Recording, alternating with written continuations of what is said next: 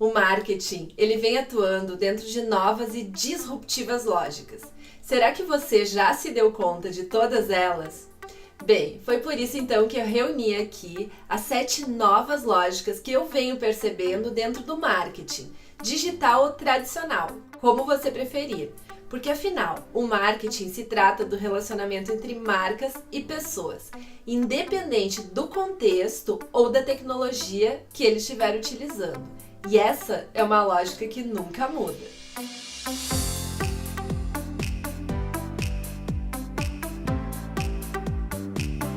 Oi, eu sou Eliane Zanluc e esse é meu canal para falarmos sobre carreira, empreendedorismo e inspiração para a vida. Se você tiver alguma sugestão, alguma dúvida, algo que você queira trazer de novo para o assunto que a gente está discutindo aqui hoje, deixa aqui nos comentários. E não esquece de se inscrever aqui no canal. Gente, hoje eu moro em Dublin, na Irlanda, e aqui é um centro que reúne algumas das empresas mais inovadoras do mundo, como a Google, Twitter, Oracle, Airbnb e outras dezenas dessas. E elas são inovadoras em marketing e em prestação de serviços digitais especialmente. Por isso vem sendo muito fácil o meu acesso a tudo que há de mais novo nessas áreas. Porque essas empresas ou então outros grupos daqui ou universidades acabam toda semana reunindo em encontros, em conferências, em meetings, os profissionais para debaterem esses assuntos e trazerem as novidades. E eu, claro, acabo indo em muitos. Eu, inclusive, tenho uma agenda que eu organizo e eu publico lá no meu perfil do Instagram toda segunda-feira com os eventos que eu vou ir. E a partir desses eventos, eu produzo conteúdo e compartilho todas as novidades lá no meu Instagram com vocês.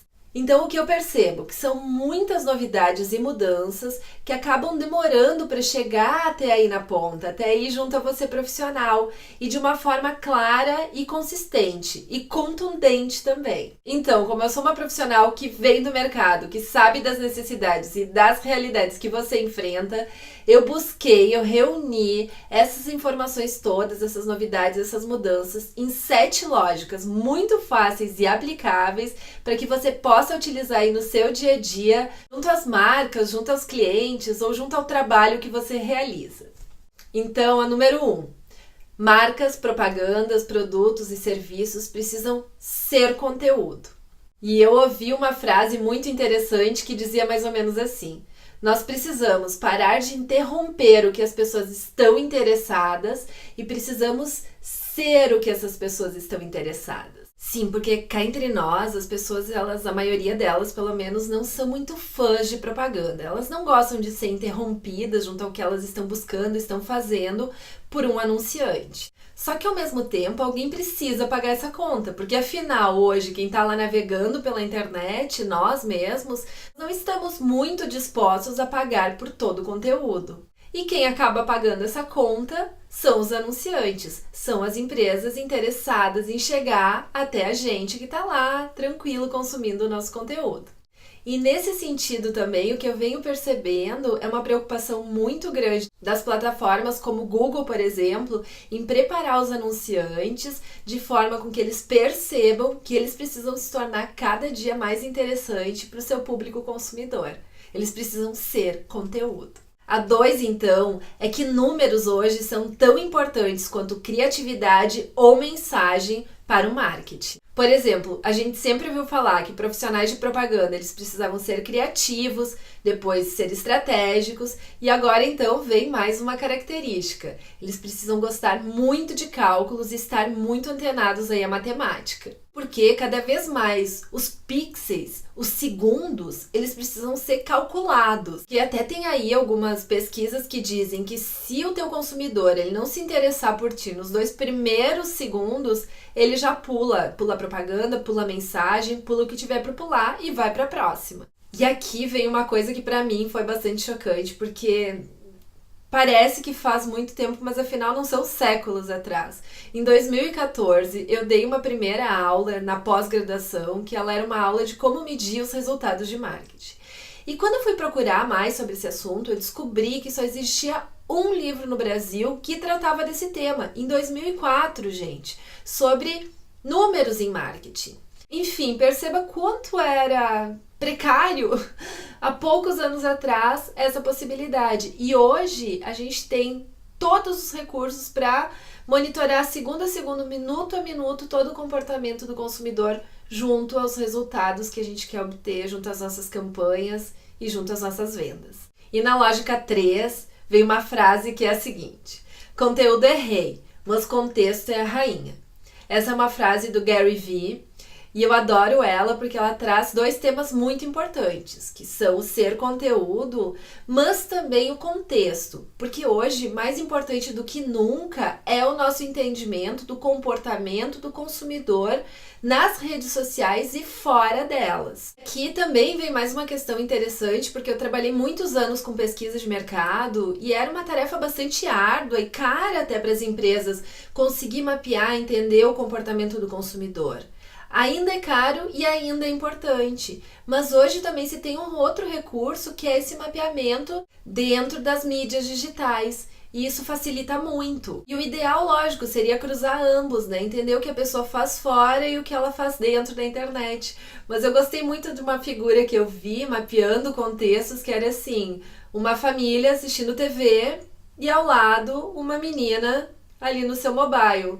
Então, quando a gente precisa criar hoje um contexto, mesmo que seja uma propaganda para a família, a gente tem que entender onde ela está no momento em que ela vai consumir aquele conteúdo, aquela informação. Será que ela vai estar lá sentada junto aos seus pais ou ela vai estar em qualquer lugar no mundo com seu fone de ouvido consumindo o seu conteúdo? A lógica 4, então, é que a análise de resultados das nossas campanhas, elas precisam ser diárias. Sim, diárias. A gente precisa fazer até mesmo uma revisão de configurações, como, por exemplo, a nossa configuração de orçamento.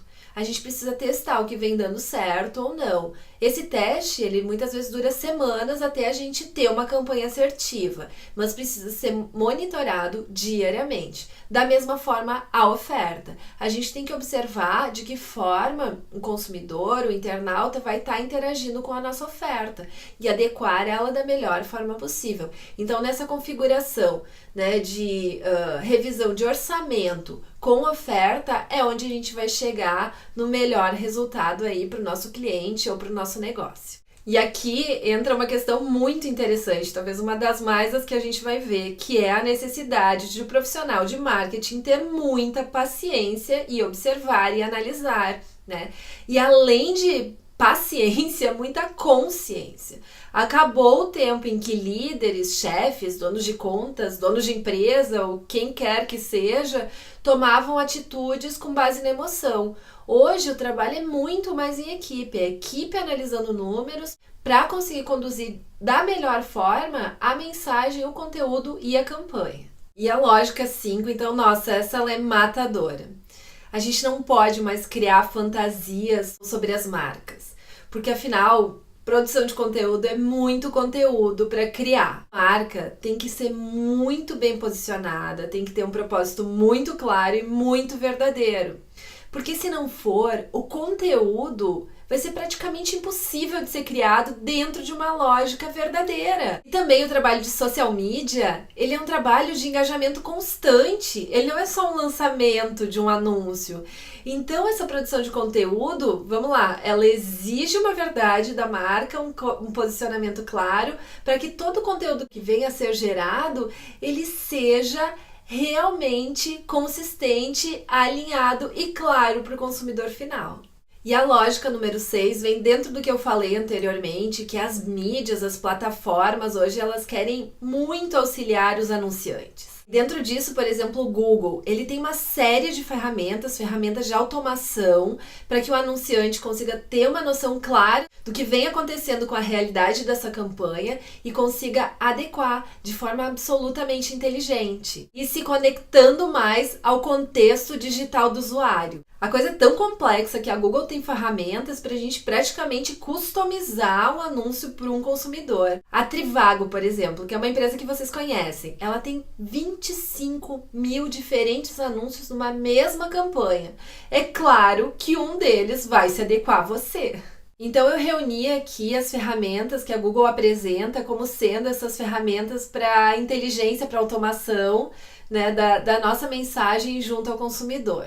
Então eu vou deixar todas elas descritas aqui no vídeo, aqui nas descrições, e eu vou também deixar o caminho de acesso para que vocês tenham a possibilidade de aprofundar mais nessas ferramentas. A última lógica que eu quero trazer para vocês, então, é chamada diálogo. O marketing hoje, mais do que nunca, ele é diálogo. Ele é inteligência no diálogo, ele é consistência no diálogo, ele é análise constante, permanente nesse diálogo com as pessoas. No diálogo, a gente tem que conversar mesmo, a gente precisa perguntar o que o outro está querendo, a gente precisa retornar para ele com o que ele nos apontou, a gente precisa olhar, monitorar com muito mais carinho, com muito mais cuidado. Então o diálogo aqui é fundamental. Eu espero que esse vídeo tenha realmente sido contributivo com a sua vida profissional. E se você gostou, não esquece de curtir e de se inscrever no canal. E você pode falar também comigo lá no Instagram, que vai ser um prazer conversar com você lá ou aqui ou em qualquer lugar onde a gente pudesse encontrar e ter bons diálogos. Até logo!